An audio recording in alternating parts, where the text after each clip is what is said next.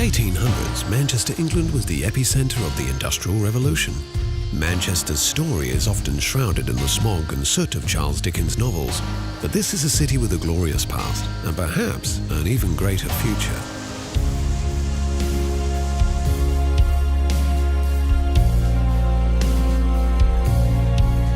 It's been said, what Manchester thinks today, the world thinks tomorrow. Manchester is a city of firsts. This is the world's first truly modern city, the place where mankind first split the atom, the birthplace of the first modern computer.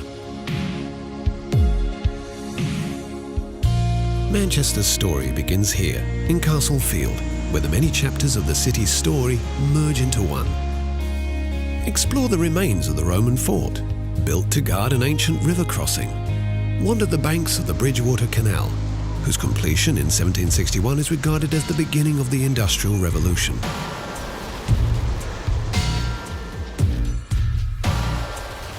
Admire the warehouses and mills, which once numbered in the thousands and generated incredible wealth for the city, while in the background is Beetham Tower, the symbol of a city once again on the rise. As the city's fortune swelled in the 19th century, so did its civic pride. Manchester's elites saw the city as the new Venice and commissioned grand buildings and monuments, taking architectural inspiration from across the ages.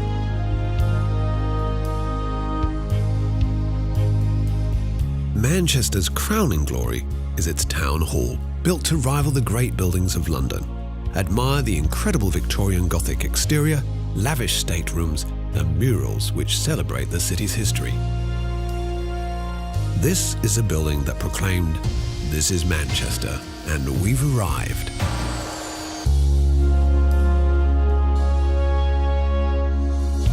For 2 centuries, Manchester's merchants went on a spending spree, scouring the world in search of cultural treasures to fill their stately homes. Many of these treasures now reside in the city's museums and galleries. At the Manchester Art Gallery, explore the works of the Pre-Raphaelites, Britain's first radical art movement, and more contemporary works which continue to challenge.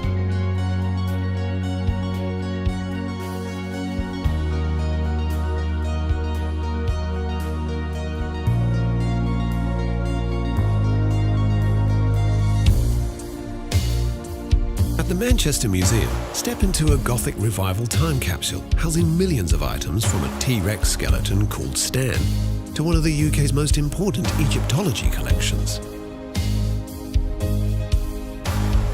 This city enjoys a proud philanthropic tradition. Perhaps the city's greatest was Enriqueta Rylands, whose gift to the city was the John Rylands Library.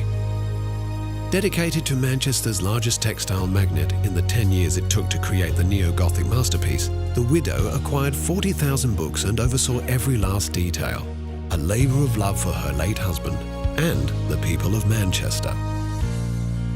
Manchester has long understood the power of knowledge.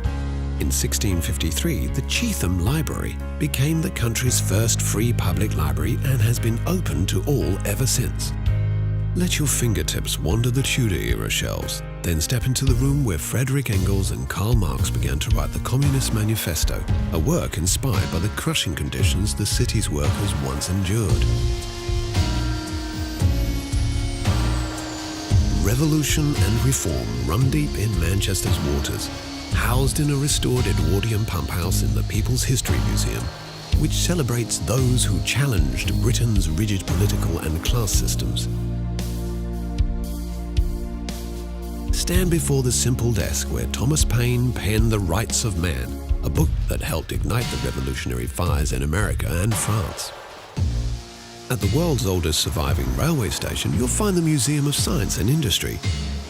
In the museum's power hall, feel the heat and steam that powered the shafts and wheels which once made Manchester the Empire's engine room. From textile looms to locally produced aircraft and motor vehicles, this museum is both a fascinating journey through the city's glory days and a peek into the future. The Imperial War Museum North is designed to resemble the shards of a world shattered by conflict. Manchester knows well the horrors of war. During the Manchester Blitz, thousands of German bombs rained down upon the city. In typical Mancunian fashion, this museum strips away the pomp and glory of war and reminds us instead of its human cost. After the 1950s, Manchester's fortunes went into a serious decline and the city was all but written off as a post-industrial basket case. But in recent decades, the city began to awaken once more, largely thanks to its youthful creativity. A succession of bands like Joy Division, The Smiths, The Stone Roses and Oasis shook up the foundations of popular music and put Manchester back on the map.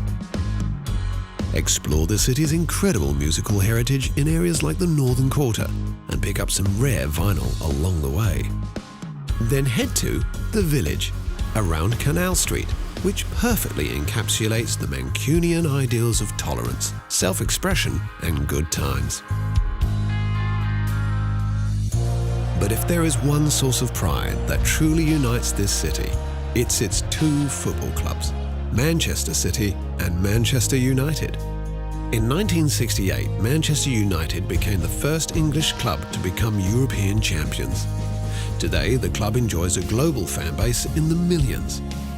Learn more at the National Football Museum in the city centre, or better still, time your visit for a match at Old Trafford, Manchester's theatre of dreams since 1910. Manchester may no longer be England's industrial powerhouse, but it's a city that's never stopped dreaming. Right across the city, daring new projects, innovations and ideas continue to capture the world's attention. In this city of firsts, the only question is, what will Manchester do next?